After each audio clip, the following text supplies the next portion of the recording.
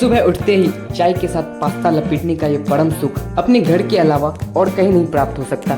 ये भीम मेरे दुकान से खरीद के मुझे खिलाता है। फिर इस भीम को अपने साथ लेके मैं आ जाता हूँ अपने गांव की सार्वजनिक वितरण प्रणाली, जिसे हम अपनी भाषा में कोटा कहते हैं, अपना फिंगरप्रिंट देने के लिए। और उसके बाद सरपंच जी को अपने साथ लेके हम तीनों को अपने किसी काम से स्कूल जाना पड़ता है। और जैसे ही हम तीनों स्कूल में एंट्री लेते हैं, स्कूल में छुट्टी हो जाती है और सर हम तीनों को वापस से मंडे को आने के लिए कहते हैं। और जाते जाते सरपंच जी के अंदर का बंदर वाला मोड एक्टिवेट हो जाता है और धूप इतनी तेज की इन दोनों का दिमागी संतुलन ही खराब हो जाता है। मैं ऐसा क्यों कह रहा हूँ खुद ही देख लो।